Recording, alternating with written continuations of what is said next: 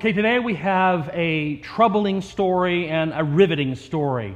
Jesus has been teaching his disciples all along about the importance of Messiahship. He's been teaching his disciples through his actions, through his words, through his deeds, by feeding the hungry, by healing people of their diseases, by delivering people from the possession of demons, by teaching in the Sermon on the Mount. In every word and every deed, Jesus has been demonstrating what Messiahship is. It is confronting the powers and the forces of darkness. It is confronting the powers and forces of darkness in this world. He's been criticizing the religious leaders of his day, the elders and the scribes and the Pharisees, the chief priests in the temple, who've been accommodating themselves to the Roman occupation. He's been doing the things that the Messiah is expected to do in the ancient world. So the question is, why did Peter respond to Jesus the way he did? Jesus' words, after all, were shocking and surprising. He said that he was supposed to die. And that wasn't what Messiahs do. You see, Messiahs are victorious. They don't die. Messiahs defeat the armies and the forces that are occupying Israel. The Messiah is victorious over the corrupt religious rulers and leaders of the day. Messiahs don't die. Messiahs aren't arrested. Messiahs aren't tried and convicted. And certainly Messiahs don't die. It broke with Peter's understanding of the role of Messiahship. And to hear Jesus say that he was supposed to suffer and to die at the hands of the scribes and the Pharisees and the elders of the people ran completely contrary to what he understood the job description of a Messiah to be. And so he confronted Jesus. He says, "Far be it from you, Lord. Of course not. You're the Messiah. I said way back in just a few verses before, Jesus, that you are the Messiah, the Son of the living God, and Messiahs don't die." And so Jesus responded. Jesus responded in a way that at first seems harsh, but also makes perfect sense. He said, "Get behind me, Satan." He said to Peter, the one to whom he had just said, "You are the rock, and upon you I will build my church, and the gates of hell will not prevail against it." To this very Peter, he says, "Get behind me, Satan. You are a stumbling block to me." A stumbling block. The stumbling block is that which you stumble over. His name is Peter, which means rock. It means boulder. And now he's become the stumbling block to Jesus. Your mind is set not on divine things, Jesus said, but on human things. Not on the things of God, but on the things of people, on the things of humans. Peter's focus, like James and John and Matthew, and even Judas's focus, was on Jesus as the earthly Messiah, as the Messiah that the Jews were expecting. They were expecting a conquering general to defeat the Roman occupation. They were expecting a new high priest who would establish right worship again in the temple.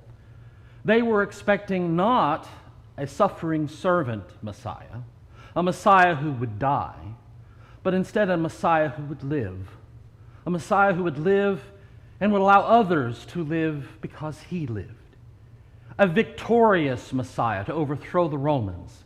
A victorious Messiah to overthrow the corrupt religious leaders of the day. That's what they were expecting. And so Jesus' rebuke of Peter is very telling. It's very profound. Jesus says to Peter, "Get behind me, Satan," because he realizes that in Peter's words is a true stumbling block that we all will face. A stumbling block that all Christians face every day. A desire to put our own agenda and our own understanding of God's will ahead of God's will for us. A desire to put our own hopes and dreams ahead of God's desire and dreams for us. That is the challenge that we face as Christians. That is the challenge that we face every day. A desire to put our own understanding of God's will ahead of God's will for us. That's what Peter was doing here. He's taking their own Jewish understanding of who the Messiah is supposed to be and judging Jesus by it. Jesus' own words are very clear. It's not victory in this world that he was seeking. It's victory in eternity. And the only way to have victory in eternity is to take up our cross and follow him. Now that phrasing, take up your cross, is very startling to a Jew.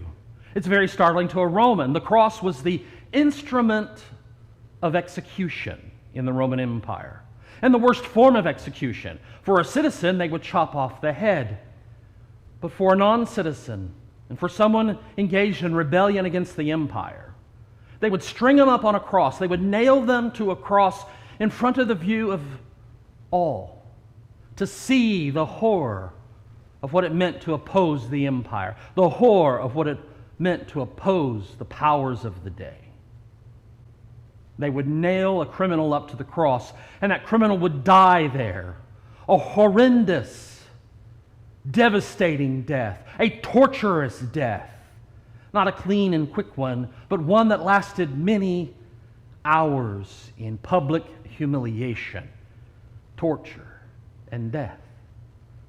So to say to Peter, you must pick up your cross and follow me, doesn't sound like victory.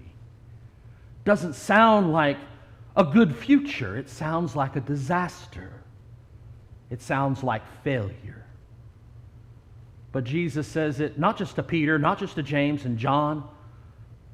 Jesus says it to us all. If you want to follow me, truly follow me, you must take up your cross. You must carry the burden, not just of your own sins, but like me, of the world, and proclaim forgiveness to all.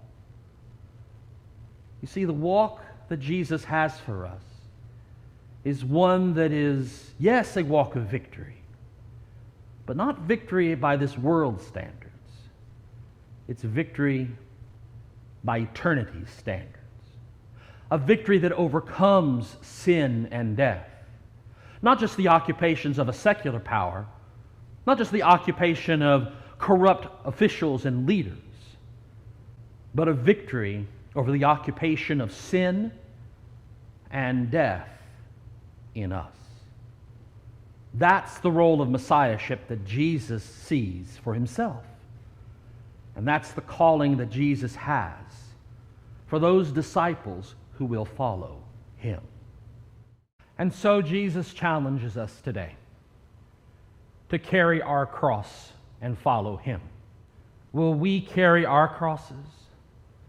The cross of sin that we bear, the cross of fear that we bear, the cross of broken relationships that we bear. Will we carry our cross and follow Jesus?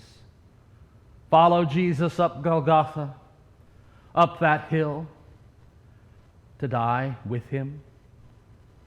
He died for us. He gave his life for us, that we might not fear death, but that we might know life everlasting. And he calls us to take up our crosses and follow him. Will we do that? Will we follow our Savior Jesus? Or will we run away like the disciples did that night when he was arrested? Will we run away into the dark and cower in fear? Will we betray him like Peter did when he denied him 3 times? Like Judas did when he handed him over to the authorities? Or will we follow like John and like his mother and some of the other women and watch as Jesus gives himself for us? And in this life, will we carry our cross too and follow him? That is how Jesus challenges us. That is what Jesus is saying to us as he said it to Peter.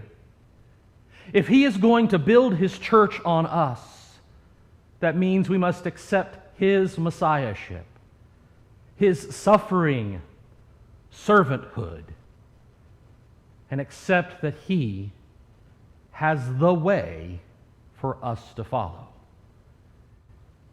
He's knocking on the doors of our hearts, my friends. He's wanting in. He's wanting a relationship, an eternal relationship with us. If only we will say yes and follow in His steps. If only we'll say yes and take up our cross and follow Him. Will we do that? Or, like Peter and like most of the other disciples, will we deny and run into the night?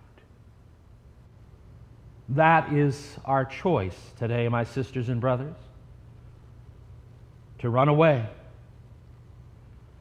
or to take up our cross and follow. Choose wisely. For all eternity depends on your choice. The good news of the gospel is that just like most of the disciples who failed Jesus, who ran off into the night, who denied Him 3 times before the cock crowed, like them, when we run away, Jesus calls us back. When we run away and when we deny, Jesus seeks us out and forgives us. That's the good news of the gospel. A new beginning. 2nd, 3rd, and 4th time redos. Jesus calls us to take up our cross. And if we've dropped it before, we can pick it up now and follow Him home. In the name of the Father, and of the Son, and of the Holy Spirit.